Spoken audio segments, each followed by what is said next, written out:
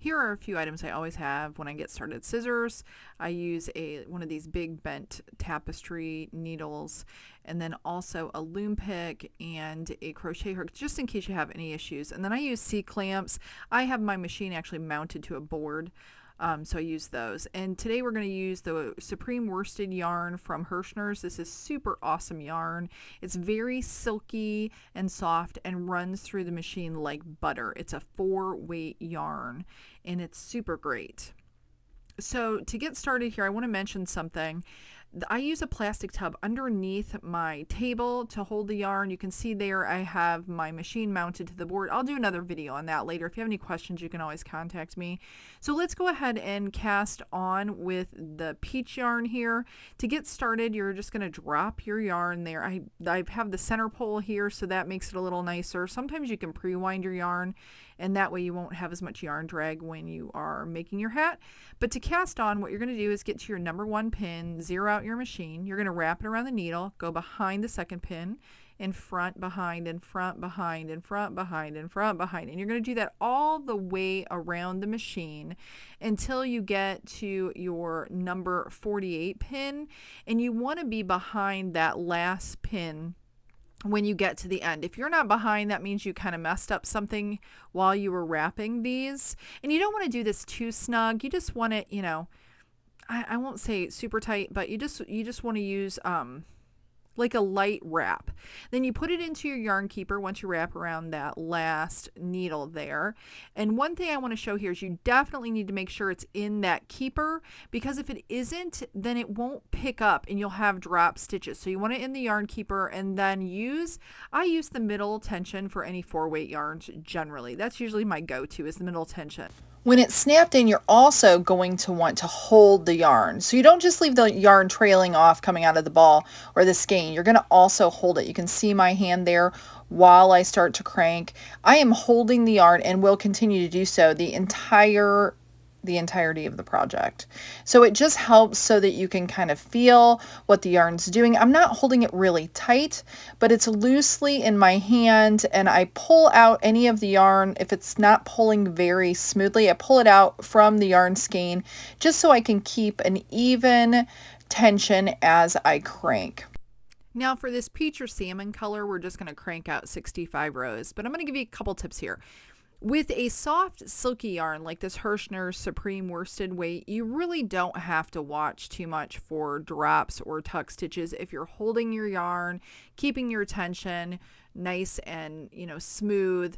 That usually is not a problem with this type of yarn. When you get into like heavier acrylics, or you try things like Red Heart Super Saver or some, I love this yarn, brands of pattern yarn, you really do have to watch. So as you're cranking, you want to watch each of your needles and make sure that the yarn is wrapped around there as you're going around. But with yarn like this, honestly, you get a soft silky yarn, you're not going to have to worry about a thing. You can just crank and enjoy making your project. So we will crank out 65 rows and I'll be right back with you.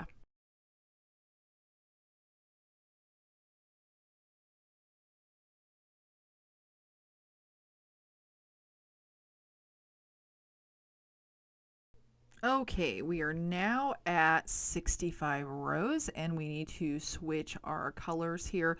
We are doing 130 total, so half of 130 is 65. That's why we're going to go ahead and switch to our next color.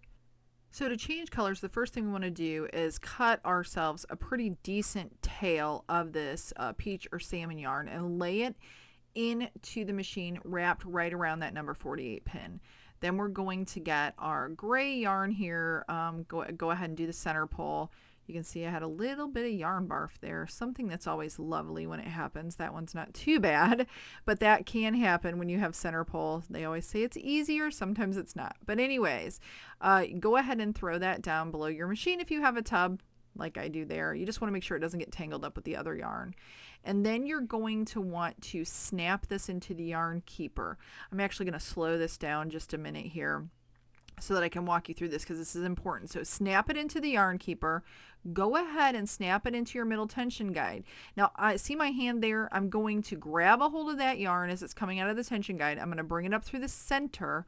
I'm going to grab not only the gray tail, but also that salmon or peach colored tail. I'm going to hang on to both of those as I start to crank. And the reason that I do this is so that yarn gets picked up properly. And then we can go ahead and keep cranking.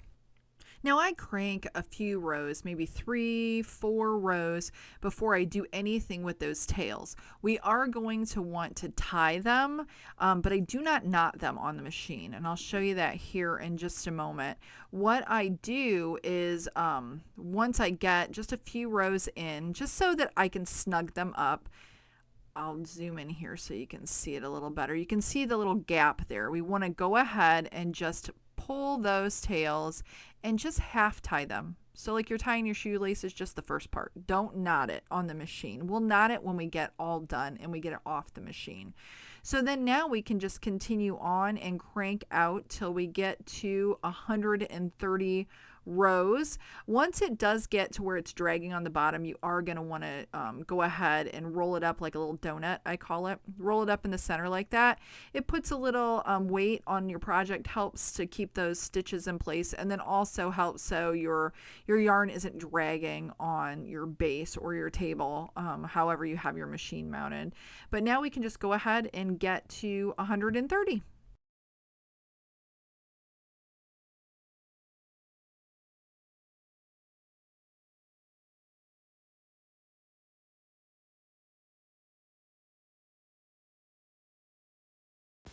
Okay, we're now at 130 rows, so we can go ahead and cast off. The first thing we're going to want to do is take our gray yarn and wrap it around, just take it and wrap it around the whole entire machine, bring it around to the front and snip that yarn. This is going to be your cast off tail. This is actually a little overkill, but it's just what I do every time, and it makes sure I have an adequate amount of yarn to be able to cast off. So in the cast off process, I'm going to make sure that I have that gray yarn there, my last yarn, and I'm going to make sure it's around that 48 pin, that white pin.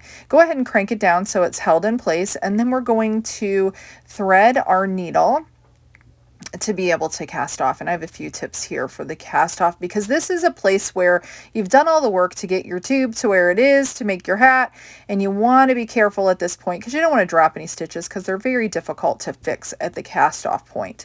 So now what you want to do is the spot right next to where your yarn is coming out, the white pin, you're going to go ahead and put your needle underneath from the inside to the outside, and you are just going to thread through each of those loops, picking them up. And if you notice, something that I do is like right there, I'm putting my finger over the pin next to it. You can do that. Just release 1 or 2 and then put your finger on the 2 little pegs beside, and then it won't you won't be at risk of popping your stitch off the next stitch. The other thing you'll notice is when I'm pulling my yarn through, I'm pulling it straight towards me instead of pulling up. And that makes a difference too, because if I pull straight up, I'm going to pull the stitch off next to it if it's released. But just to be on the safe side, do one at a time. Release them one at a time, cranking your handle just till your little hook goes down and that stitch is released, and then pick up the stitch. But if you do want to release multiple, then use the little finger trick and cover your stitch to the left of where you're pulling out or casting off through. Cover that with your finger, and that'll safeguard you from dropping stitches. So now we're just going to go all the way around the machine until we've picked up all of our stitches for the cast off.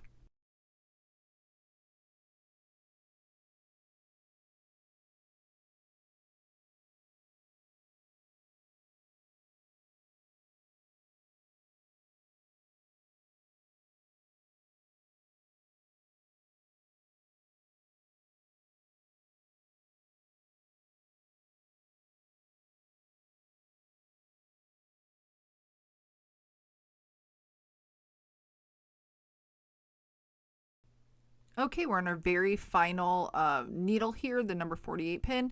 Go ahead and cast that off. Sometimes that can hang up and you have to crank backwards to get it to release. That's not uncommon.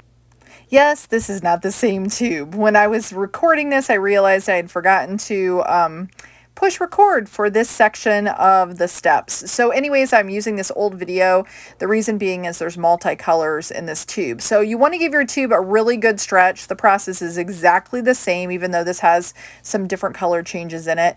And then where that color change was with your peach or salmon color and your gray, you want to go ahead and take the slack out like I'm doing there. So pull the slack out. And then I kind of give it a good little look to make sure it's lined up okay. And then you're going to want to knot it. Now your first knot, you want it to just be snug. You don't want to do it too tight or it'll cinch up. So just make that first knot snug.